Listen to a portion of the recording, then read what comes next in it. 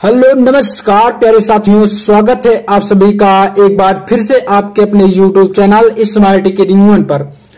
दोस्तों, इस वीडियो में हम बात करेंगे कक्षा 12 जीव विज्ञान के अंतर्गत काफी ज्यादा इंपॉर्टेंट प्रश्नों की। जी हाँ दोस्तों, इस वीडियो में मैं आपको 5 अति महत्वपूर्ण अति लघु उत्तरीय प्रश्न और साथ ही दोस्तों 5 महत्वपूर्ण लघु उत्तरीय प्रश्न, जैसा कि आप सभी जानते हैं दोस्तोों कि आपके जीव विज्ञान में जो क्वेश्चन पेपर आता है उसमें 2 प्रकार के क्वेश्चन पूछे जाते हैं, जैसे अति लघु उत्तरीय प्रश्न भी पूछे जाते हैं और दोस्तों लघु उत्तरीय प्रश्न भी पूछे जाते हैं। तो दोस्तों, इस वीडियो में हम अति लघु उत्तरीय और लघु उत्तरीय प्रश्न और साथ ही दोस्तों एक आपका दीर्घ उत्तरीय प्रश्न भी देखेंगे और इसी के साथ दोस्तों 5 बहुत ही महत्वपूर्ण MCQ यानी बहुविकल्पीय क्वेश्चनों को भी देखेंगे। तो चलिए दोस्तों वीडियो को शुरू करते हैं। दोस्तों, यदि आप इन प्रश्नों को देख लेते हैं तो आपको पास होने से दोस्तों कोई नहीं रोक सकता।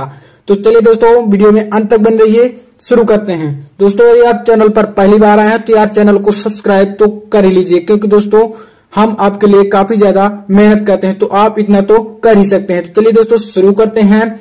आपका स्टार्ट होता है अति लघु उत्तरीय प्रश्न। दोस्तों, आप इसे पेपर का सोल्यूशन भी समझ सकते हैं, क्योंकि दोस्तों ये क्वेश्चन काफी ज्यादा इंपॉर्टेंट हैं और कई बार बोर्ड एग्जाम में पूछे भी जा चुके हैं। तो चलिए दोस्तों शुरू करते हैं। आपका फर्स्ट क्वेश्चन क्या है दोस्तों? पहला प्रश्न है आपका, पेनिसिलिन की खोज किसने की थी और यह किस सूक्ष्म जीव से प्राप्त होता है? दोस्तों वेरी मोस्ट इंपोर्टेंट क्वेश्चन है ये। तो पेनिसिलिन की खोज 1929 ईस्वी में अलेक्जेंडर फ्लेमिंग नामक वैज्ञानिक ने की थी।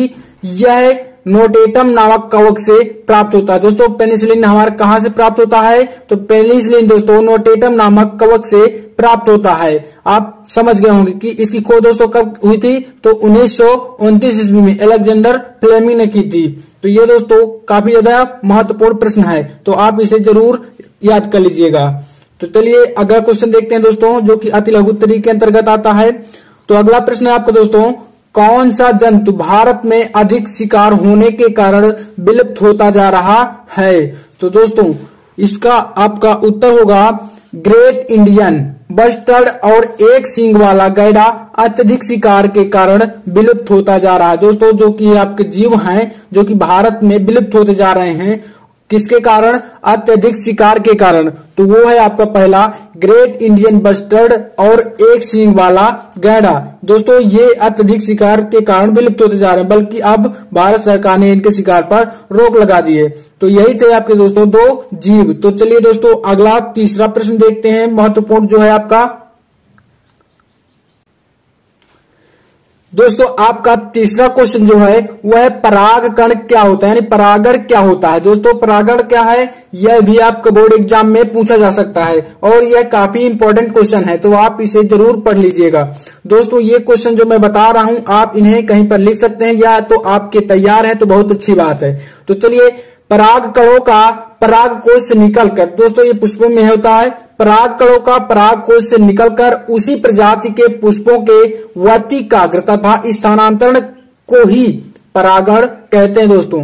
यानी परागकणों का जो परागकण होते हैं परागकोश से निकलकर, परागकोश में परागकण पाए जाते हैं, परागकणों का परागकोश से निकलकर उसी प्रजाति के पुष्पों के वर्तिकाग्र में, यानी कि उसी प्रजाति के पुष्प होते हैं तो वर्तिकाग्र में पहुंच जाते हैं। इसी को दोस्तों परागण बोलते हैं। यह मुख्यतः 2 प्रकार के होते हैं, यानी कि दोस्तों परागण 2 प्रकार के होते हैं। फर्स्ट है आपका स्वपरागण और सेकंड है प्यारे साथियों आपका परपरागण। तो ये था आपका वेरी मोस्ट इंपोर्टेंट क्वेश्चन, इसे भी आपके बोर्ड एग्जाम में पूछा जा सकता है। तो चलिए दोस्तों अगला क्वेश्चन देखते हैं। अगला प्रश्न है आपका, जलीय परागण करने वाले पौधों के नाम बताइए। दोस्तों जलीय परागण जो पौधे करते हैं वो जल में पाए जाते हैं, उनका नाम बताना है आपको। तो दोस्तों जलीय परागण करने वाले पौधे हैं हाइड्रिला, बेसिसनेरिया या जोस्टिरा। तो यही दोस्तों 3 पौधे हैं जो जलीय परागण करते हैं। तो चलिए अगला आपका 5वां क्वेश्चन देखते हैं, जो कि काफी ज्यादा महत्वपूर्ण है। तो अगला प्रश्न है आपका, बहुभ्रूणता क्या होता है? दोस्तों यह काफी ज्यादा इंपॉर्टेंट क्वेश्चन है। बहुभ्रूणता से निश्चित तौर पर पूछा जाएगा, या दीर्घ में या लघु में कहीं भी आप पूछ सकता है आपसे। तो बहुभ्रूणता क्या है तो इसे आपको बताना है। तो आप इसमें दोस्तों दीर्घ यानी अच्छे तरीके से बड़ा सा क्वेश्चन तैयार करेंगे, तब तो आप कोई भी यानी छोटा बहुविकल्पी कहीं से भी पूछ लेगा तो आप आसानी से कर लेंगे। तो बहुभ्रूणता क्या है दोस्तों? तो तो इसमें आपको बताया है किसी एक बीज में एक से अधिक भ्रूण का विकास होने की प्रक्रिया को हुई क्या कहते हैं दोस्तों, बहुभ्रूणता कहा जाता है। यानी किसी एक बीज में, कोई बीज है दोस्तों, तो उसमें एक से अधिक भ्रूण का विकास होता है, यानी एक से अधिक पौधे निकलते हैं, भ्रूण का विकास होने की प्रक्रिया को ही हम बहुभ्रूणता कहते हैं। कभी कभी तो यानी दोस्तों कभी कभी ऐसा होता है तो बीजांड में एक से अधिक भ्रूण कोष होने से भी बहुभ्रूणता का विकास हो जाता है। यानी कि दोस्तों यह दूसरा कारण है आपका। फर्स्ट ये है कि एक से अधिक बीज का, यानी एक से अधिक, किसी बीज में एक से अधिक भ्रूण का जब विकास होता है इसे बहुभ्रूणता कहते हैं। और सेकंड है आपका, कभी कभी तो बीजांड में एक से अधिक भ्रूण कोष होने से भी बहुभ्रूणता का विकास हो जाता है। तो यह है आपका दोस्तों बहुभ्रूणता किसे कहते हैं या क्या होती है। तो यह आपका अति लघु उत्तरी में अगर पूछा जाए तो आपको इतना ही लिखना है प्यारे साथियों। तो चलिए दोस्तों अब बढ़ते हैं हम लघु उत्तरीय प्रश्नों की ओर, क्योंकि दोस्तों आपके अति लघु उत्तरीय क्वेश्चन केवल 5 ही पूछे जाते हैं। तो 5 मैंने आपको जो बहुत ही महत्वपूर्ण थे मैंने आपको बता दिए। तो चलिए अब दोस्तों देखते हैं लघु उत्तरीय प्रश्नों को। अब आपका स्टार्ट होता है फ्रेंड्स यहाँ से लघु उत्तरीय प्रश्न, जो कि दोस्तों आपके काफी ज्यादा महत्वपूर्ण होने वाले हैं। तो दोस्तों पहला प्रश्न है आपका, इंटरफेरान क्या है। दोस्तों इंटरफेरान क्या है तथा इसके कार्य लिखो, इसको हमें बताना है। तो इंटरफेरान विषाणु प्रोटीन के अणु होते हैं। जो इंटरफेरान है दोस्तों तो वो विषाणु प्रोटीन के अणु होते हैं जब कोशिकाएं विषाणु से संक्रमित हो जाती हैं। यानी जब कोशिकाएं जो होती हैं विषाणु से संक्रमित या ग्रसित हो जाती हैं तो उसी प्रकार के प्रोटीन को मुक्त करती हैं। यही क्या होता है, इंटरफेरान है। तो जो विषाणु के संक्रमण से बचाती हैं, यानी दोस्तों जो विषाणु के संक्रमण से संक्रमित होने से बचाती हैं, और यह प्रोटीन स्वस्थ और संक्रमित कोशिकाओं को विषाणु के संक्रमण से बचा देती हैं। तो यह इंटरफेरान बोला जाता है। और दोस्तों अगला क्वेश्चन है आपका, जो दूसरा बहुत ही इंपॉर्टेंट क्वेश्चन है, प्यूरिन तथा पिरिमिडिन क्षारकों में अंतर लिखिए। दोस्तों डीएनए और आरएनए तो आप पढ़ते ही होंगे, ये काफी ज्यादा इंपॉर्टेंट टॉपिक हैं आपके जीव विज्ञान की दृष्टि से। तो प्यूरिन तथा पिरिमिडिन क्षारकों में अंतर बताना है। तो चलिए दोस्तों इसमें हम 3 अंतर आपको बताएंगे। यह आपका बोर्ड एग्जाम में अंतर पूछा ही जा सकता है। तो प्यूरिन में दोस्तों क्या पाया जाता है, और फिर हम लिखेंगे पिरिमिडिन में क्या होता है। तो प्यूरिन का पहला है आपका, यह कार्बन तथा नाइट्रोजन से बने 2 चक्र होते हैं। प्यूरिन दोस्तों जो होता है कार्बन और नाइट्रोजन यानी C और N से बने 2 चक्र होते हैं। और एडिनिन तथा ग्वानिन प्रमुख प्यूरिन बेस है। प्यूरिन दोस्तों क्या है, एडिनिन तथा ग्वानिन।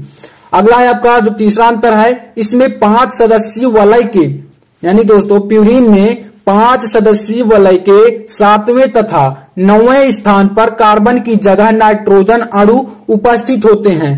दोस्तों प्यूरिन जो होता है इसमें 5 सदस्यीय वलय होती हैं, यानी कि चक्र वलय के 7वें तथा 9वें स्थान पर कार्बन की जगह नाइट्रोजन अणु उपस्थित होते हैं। तो ये था दोस्तों आपका प्यूरिन। अब चलिए देख लेते हैं पिरिमिडिन क्या है। तो आप इससे अंतर आसानी से समझ जाएंगे कि प्यूरिन में क्या है और पिरिमिडिन में क्या है। तो चलिए देखते हैं दोस्तों। नेक्स्ट है आपका दोस्तों पिरिमिडिन। तो इसमें फर्स्ट क्या है, यह कार्बन तथा नाइट्रोजन से बने एक चक्र होते हैं। दोस्तों ये भी क्या है, चक्र है। और प्यूरिन में क्या था दोस्तों, वो भी चक्र थे। तो ये तो दोस्तों आपका सेम हो गया, यानी कि यह कार्बन तथा नाइट्रोजन से बने एक चक्र होते हैं। और इसमें क्या दोस्तों सेकंड है आपका थायमीन और यूरेसिल, यानी थायमीन, यूरेसिल और साइटोसिन पिरिमिडिन और प्यूरिन है। यानी उसमें क्या था दोस्तों आपका एडिनिन तथा ग्वानिन था प्यूरिन बेस, और इसमें थायमीन, यूरेसिल और साइटोसिन पिरिमिडिन बेस है। और थर्ड आपका अंतर जो है, इसमें 6 सदस्यीय वलय के 1 तथा 3 स्थानों पर कार्बन की जगह नाइट्रोजन परमाणु उपस्थित होते हैं। दोस्तों इसमें क्या अंतर देखिए, उसमें यानी प्यूरिन में था 5 सदस्यीय वलय, और इसमें क्या है 6 सदस्यीय वलय के 1 तथा 3 स्थान पर। और उसमें दोस्तों क्या था 7वें और 9वें स्थान पर। इसमें है 1 तथा 3 के स्थान पर कार्बन की जगह नाइट्रोजन होता है। तो यही दोस्तों आपकी प्रमुख अंतर है, यानी प्यूरिन में 5 सदस्यीय वलय होता है और 7वें 9वें स्थान पर कार्बन की जगह नाइट्रोजन के अणु उपस्थित होते हैं। जबकि पिरिमिडिन में क्या होता है 6 सदस्यीय वलय के 1 स्थान पर 1 तथा 3 के स्थान पर कार्बन तथा नाइट्रोजन के परमाणु उपस्थित होते हैं। तो यही दोस्तों प्रमुख 3 अंतर थे, आपको यही याद कर लेना है। चलिए अगला प्रश्न देखते हैं दोस्तों, जो कि आपका बहुत ही इंपॉर्टेंट क्वेश्चन है। वो है जीन प्रारूप तथा लक्षण प्रारूप से आप क्या समझते हैं। दोस्तों यह बहुत ही इंपॉर्टेंट क्वेश्चन है, यानी जीन प्रारूप और लक्षण प्रारूप पूछा जा सकता है। तो जीन प्रारूप क्या होता है, तो चलिए शुरू करते हैं। जीन प्रारूप यानी जीन संरचना के आधार पर अनुपात को जीन प्रारूप अनुपात कहा जाता है या कहते हैं। यह जीव के आनुवांशिक संगठन को व्यक्त करता है। जीन प्रारूप दोस्तों जो है जीन संरचना के आधार पर अनुपात को, जो अनुपात होता है जीन संरचना के आधार पर, वही क्या होता है जीन प्रारूप, इसे कहते हैं। यह जीव के आनुवांशिक संगठन को व्यक्त करता है, यानी जो जीव होते हैं उनके आनुवांशिक संगठन समूह होता है उसी को व्यक्त करता है। अगला आप कहता है लक्षण प्रारूप। दोस्तों लक्षण प्रारूप क्या है, यह किसी भी जीव की बाहरी लक्षणों जैसे कि रंग रूप, यानी कोई जीव है जैसे दोस्तों उसका बाहरी लक्षण जो पाए जाते हैं, रंग रूप हो गया, आकार आकृति तथा उसके स्वभाव को व्यक्त करता है। लक्षण प्रारूप क्या है दोस्तों, बाहरी संरचना को व्यक्त करता है जीव की। और जीन प्रारूप क्या दोस्तों, यह आनुवांशिक संगठन को व्यक्त करता है। तो यही दोस्तों जीन प्रारूप और लक्षण प्रारूप थे। तो चलिए दोस्तों अगला क्वेश्चन देखते हैं, जो कि है आपका दोस्तों फोर्थ प्रश्न है, यानी चौथा प्रश्न है आपका दोस्तों, परिवार नियोजन पर टिप्पणी लिखिए। दोस्तों यह प्रश्न तो अक्सर पूछा ही जाता है, क्योंकि ये कॉमन प्रश्न है, आपका हाई स्कूल में भी आप पढ़े होंगे। तो परिवार नियोजन क्या होता है, तो शुक्राणुओं और अंडाणु के मिलने में बाधा उत्पन्न करने, यानी कि जो मिले उनकी बाधा उत्पन्न करे तथा निषेचन की क्रिया को नहीं होने देना, जिसे कि गर्भ निरोधन कहते हैं। यानी कि निषेचन की क्रिया नहीं होगी तो गर्भ निरोध होगा, यानी गर्भ धारण नहीं होगा। तो शुक्राणु और अंडाणु के मिलने में बाधा उत्पन्न करने की तथा निषेचन की क्रिया को निरोध करने यानी विरोध करने को गर्भ निरोधन कहते हैं। और गर्भ निरोधन के लिए विभिन्न प्रकार की युक्तियों का उपयोग किया जाता है। इसे ही दोस्तों क्या कहते हैं, परिवार नियोजन। जैसे कि इसमें गोलियां उपयोग की जाती हैं, अन्य प्रकार कई चीजें हैं। तो यही होता है दोस्तों आपका परिवार नियोजन। तो ये भी काफी इंपॉर्टेंट क्वेश्चन है। तो चलिए दोस्तों, अभी तक आपने वीडियो को लाइक नहीं किया तो यार वीडियो को लाइक जरूर कर दीजिए और चैनल को सब्सक्राइब कर लीजिए, क्योंकि मैं आपको इसी प्रकार के इंपॉर्टेंट क्वेश्चन लाता रहूंगा। तो चलिए आपका दोस्तों ये यहां से खत्म होते हैं लघु उत्तरीय प्रश्न। अब आता है दोस्तों आपका दीर्घ उत्तरीय क्वेश्चन, जिसके अंतर्गत आपको दोस्तों एक क्वेश्चन तैयार ही करना है। वो क्वेश्चन है आपका प्रश्न संख्या फर्स्ट, यानी कि संक्रामक तथा असंक्रामक रोग क्या है, प्रत्येक के उदाहरण देकर इनके कारण लक्षण तथा रोकथाम की विधि लिखी। दोस्तों संक्रामक रोग क्या होते हैं, जो एक व्यक्ति से दूसरे व्यक्ति तक आसानी से फैल जाते हैं, उन्हें क्या बोलते हैं, संक्रामक रोग बोला जाता है।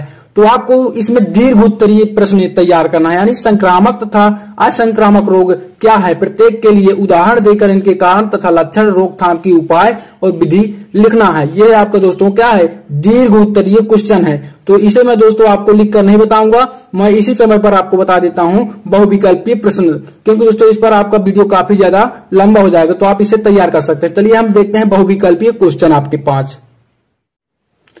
आपका दोस्तों बहुविकल्पीय क्वेश्चन में फर्स्ट है निभाग पाया जाता है। तो इसके लिए 4 ऑप्शन दिए गए हैं। तो निभाग दोस्तों कहां पर पाया जाता है, तो जैसे फर्स्ट ऑप्शन है बीजांड में, सेकंड है आपका पराग कण में, और थर्ड है आपका भ्रूण पोष में, और फोर्थ है ये सभी। तो दोस्तों निभाग जो है पाया जाता है बीजांड में, तो इसका फर्स्ट ऑप्शन आपका राइट हो जाएगा, यानी निभाग बीजांड में पाया जाता है। अगला क्वेश्चन है आपका दोस्तों निम्नलिखित में से कौन नर सहायक ग्रंथि नहीं है। तो ऑप्शन दिए गए हैं शुक्राशय, प्रोस्टेट, तुम्बिक या इनमें से कोई नहीं। तो दोस्तों शुक्राशय और प्रोटेस्ट क्या है, नर सहायक ग्रंथियां हैं, लेकिन इसमें से तुम्बिक जो है दोस्तों आपका ये नर सहायक ग्रंथि नहीं है। तो यही इसका क्या हो जाएगा, राइट आंसर तुम्बिक। अगला क्वेश्चन है आपका दोस्तों तीसरा, जो कि काफी इंपॉर्टेंट है, वो है निम्नलिखित में से कौन सा पुरुष से संबंधित है। इसमें दोस्तों आपका फर्स्ट है बाइसेक्टोमी, सेकंड है गोलियां, थर्ड है ट्यूबोक्टोमी, और फोर्थ है इसमें इनमें से कोई नहीं। तो दोस्तों निम्नलिखित में से कौन सा पुरुष से संबंधित नहीं, तो वो है आपका ट्यूबेक्टोमी, यानी कि इसका थर्ड आपका राइट आंसर हो जाएगा ट्यूबेक्टोमी। आपका फोर्थ है यानी चौथा प्रश्न है बहुविकल्पी के अंतर्गत, मानव में ए बी और रुधिर वर्गों के कितने जीनोटाइप संभव हैं। मानव में ए बी और रुधिर वर्गों के कितने जीनोटाइप संभव हैं। तो इसके लिए ऑप्शन दिए गए, फर्स्ट है आपका 2, सेकंड है आपका 4th, और थर्ड है आपका 6th, और फोर्थ है आपका 8। तो यानी 8। तो दोस्तों मानव में AB और ध्रुव वर्गों के जीनोटाइप कितने संभव हो, वो है आपका 6 जीनोटाइप, यानी कि ऑप्शन 3 इसका राइट आंसर होगा दोस्तों। 6 जीनोटाइप संभव हैं। चलिए अगला 5वां क्वेश्चन हम देख लेते हैं दोस्तों। आपका दोस्तों 5वां क्वेश्चन है, शर्करा से अल्कोहल का उत्पादन करने वाला कारक है। तो इसके लिए ऑप्शन है यीस्ट, सेकंड है आपका दोस्तों पेनिसिलियम, और आपका थर्ड है राइजोपस, फोर्थ है म्यूकर्स। तो दोस्तों शर्करा से जब अल्कोहल का उत्पादन किया जाता है तो इसमें एक कारक होता है, वो है आपका ईस्ट, यानी कि दोस्तों इसका ऑप्शन फर्स्ट राइट आंसर हो जाएगा, ईस्ट। तो दोस्तों आशा करता हूं आपको वीडियो पसंद आया होगा। अगर आपको वीडियो अच्छा लगा हो तो वीडियो को लाइक जरूर कर दीजिए और चैनल को सब्सक्राइब जरूर कर लीजिएगा। तो चलिए मिलते हैं अगली वीडियो में दोस्तों। अगली वीडियो आपका इसी प्रकार के महत्वपूर्ण प्रश्नों पर होगी। तो चलिए